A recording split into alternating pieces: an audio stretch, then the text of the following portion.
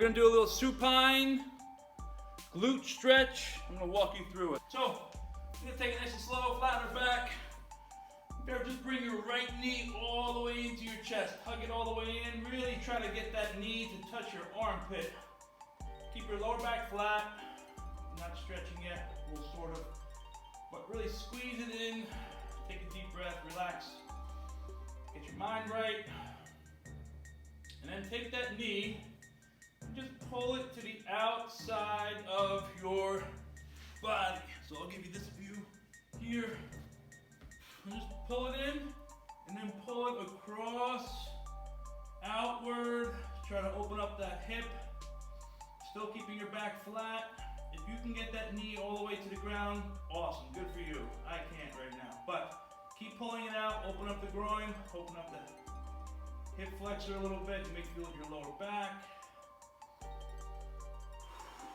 Take a few deep breaths here. Try to keep that other leg straight. For me, it's my left. Keep pressing that knee toward the floor. Don't force it, just kind of inch it down and find a spot like a 7 out of 10. Don't be afraid to move that hip around the hip joint. Big circles, pull it in, move it around.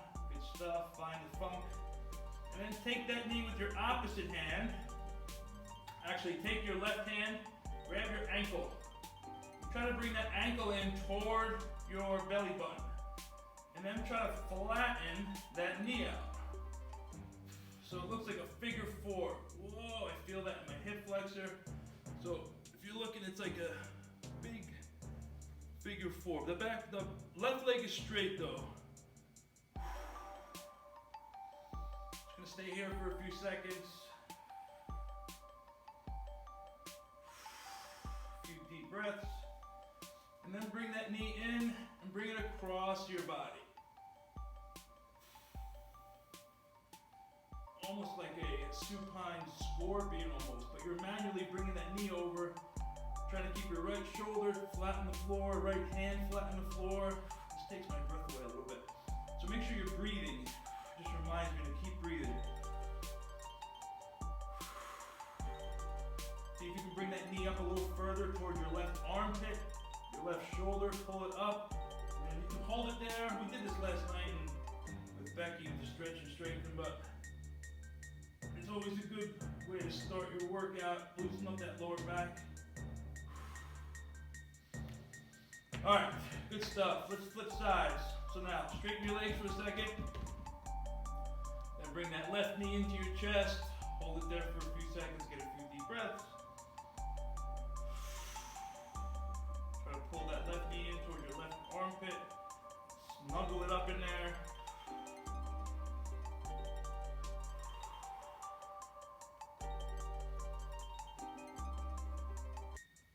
Then take that knee, left hand, and pull it outward. Try to get that knee to be flat on the floor.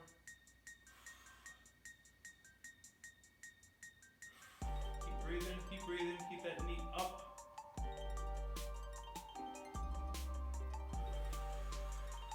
Take a few deep breaths here. You may notice it's not as bad, or it's a little bit tighter than the other side. It's totally fine. Just pay attention to it. Don't judge yourself. Don't focus on it. Just let it go. Then bring that right hand, reach, grab that left ankle, and pull that left ankle in toward you. And now you got a big figure 4. Sort of, maybe a 9 or some shit, I don't know. But bring that ankle in towards your belly button and let that knee drop outward.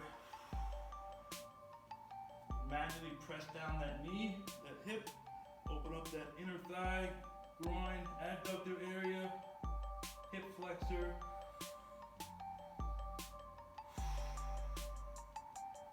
Few deep breaths. Now take that knee and bring it across your body. Don't forget to breathe. Pull that knee up towards your right shoulder now. See if you can get it to touch the floor. If not, don't worry about it. Key ingredient is to keep that left shoulder smashed into the floor. Palm palms up or down, whatever's more comfortable for you. But for me, my palms up and my shoulder rotated outward helps me keep that shoulder flat on the floor. Keep breathing.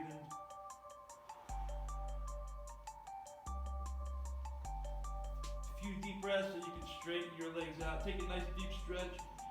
Lengthen your arms, reach toward the back of your head, pull your toes in toward your shins, drive your heel into the back wall, big long stretch, and then big exhale on the way up, roll up. Done. Next up, inchworms. Let's get it. It's gonna be for a minute. So, fold over at your waist, get those hamstrings opened up, crawl yourself out to a high plank. Now, bring your hips and your toes to your hands. Look at that flexibility for a meathead. Walk yourself back out. Bring those hips up towards your hands. And then proceed to inchworm across your room. Let's get it. We got a little full body hypertrophy today. So we're going to do a full body warm up. Nothing really new there. First one up, kettlebell swings. Patricia, get 5 more inchworms and you're done. Okay. Cool. Kettlebell swings. All hamstrings and glutes, core. Okay, good stuff. Keep that kettlebell close to the zipper area. Powerful swings. 5, adding 5 each set. Next up, plank shoulder knee tap. Here, squeeze your glutes. Tuck your pelvis underneath. Left, right, boom. Keep that solid plank. We're doing 5 each, adding 5 each time. Probably not going to get a lot of rounds in for your warm-up. That's okay. You're working for 8 minutes. Last exercise, dead bug. Bring this kettlebell here for you guys if you want to advance yourself. But basic dead bug is here. Flatten your lower back. Can you guys see that? It's imperative to keep that lower back flat. If not, you're not working your core, you're working your hip flexors. Okay, so tuck that butt underneath, flatten that lower back. If you have to, lift your rib cage up off the ground. It's opposite. Right leg, left arm. That's the easy part. The hard part is to keep that lower back flat when you do that. Okay, back to center, and then opposite. Those of you who are looking for an advanced way, or even if you're just looking to try something new and progress yourself. Kettlebell stacked over that shoulder. You can still do opposite. Now this side, my left side and my right knee are not moving. Opposite here. Still trying to keep that lower back flat. So this is more stationary on one side, and then you can switch to the other side. Okay, your call, 2 versions of it. 5 each. Right, so if you're doing with the kettlebell, it's 5 each and then switch. If you're doing without the kettlebell, left, right 1, left, right 2, all the way to 5. And you're adding 5 each set. Good stuff. Questions, comments? Good? Okay, 8 minutes, as many rounds as possible, but I don't care. I don't want you to think of that term and think about rushing. I want you to think about activating as much muscle fiber as possible. 3rd beep, let's go to work. Here we go. All right, you know the deal. The work period, 25 minutes. 20 to 25 minutes. See how you guys are behaving as far as your form. See how you guys are looking.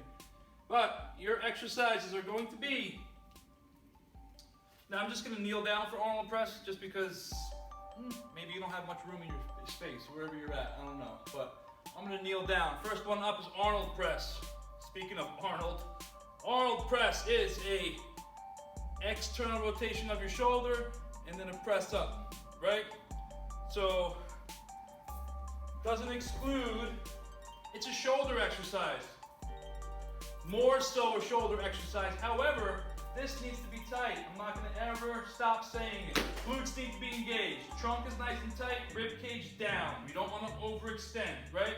That's first. I'm kneeling just because I feel like kneeling. You guys could stand up. Either way, you're looking to do this. Arnold Press is pressing up, rotating out, and then pressing up this way.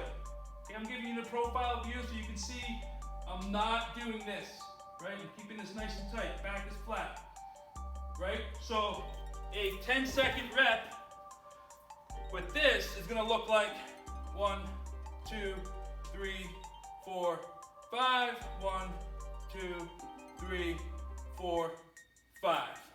A nice big arcing movement. Okay, so you might have to go lighter, which I would recommend. Now, for your partial, here, glutes are engaged.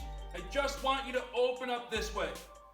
Okay, so that's what you're doing. You're just doing an external rotation of your shoulders, and then you're pressing up, right? So a partial rep would be 1, and then a 1 up, and back down.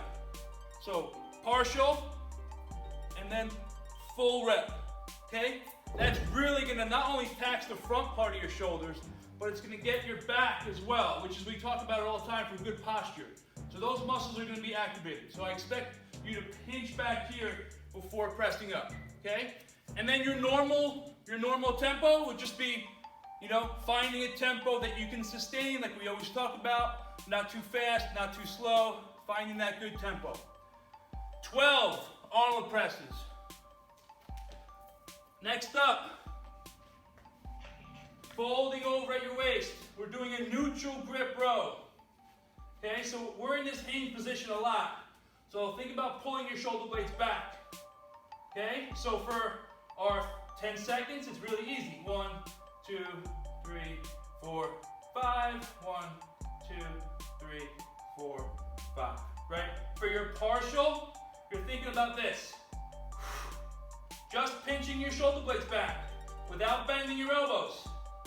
And then all the way down, and then try to initiate the next rep with that movement. So it's partial, and then full. Partial, full. So guess what? Ease back here. That retraction of your shoulder blades, super important. So you're getting a lot of that with those. 12 reps. 4, 4, 4, you know the deal. Next up, narrow squats. We're gonna shift it obviously a little lower body now. So narrow it's all relative for who is doing it, right? Shoulder width stance, hip width stance, and then a little narrower than that.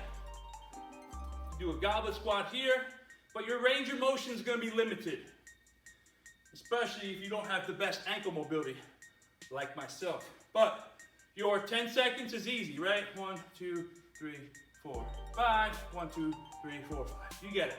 Partial, just dip that knee a little bit, come up, and then get your full range of motion. For me, it's not that much different. But you know, as long as I'm keeping my upright position, it's good to go. So partial, and then all the way down, and then up. Okay? 15 of those. 15. And then your ascending core exercise. Whoa, easy, Monetti. Your ascending core exercise. Roman sit-up. Keep that dumbbell and plate directly above your head the whole time. And then one vertebrae at a time. On the way down. Now if I do this, it's going to be easier, right? If you want that, cool.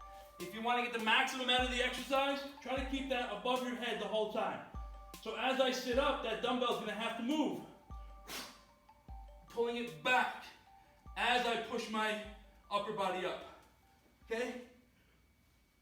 Keep looking up at the dumbbell. 5, increasing by 5 each set. All right, guys, 10 seconds, we go to work. Let's go.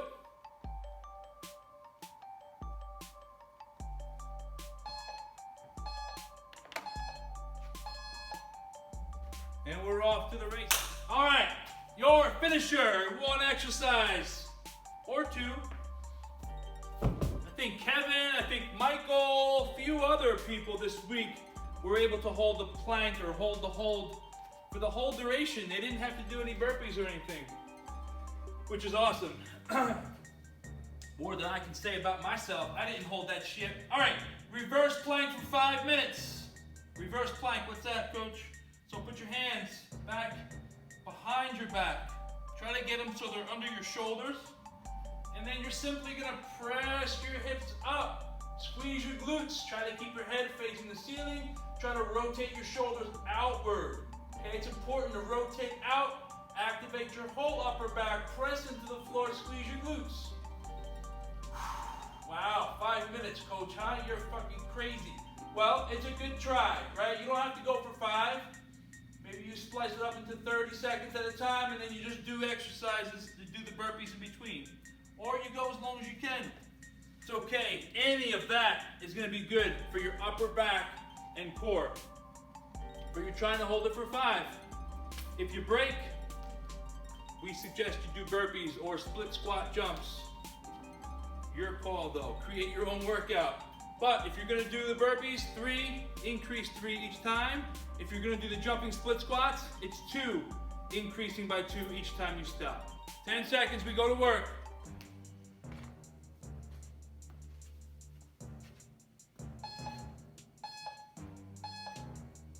Good stuff. Rotate outward, open up the chest, press your hands into the floor.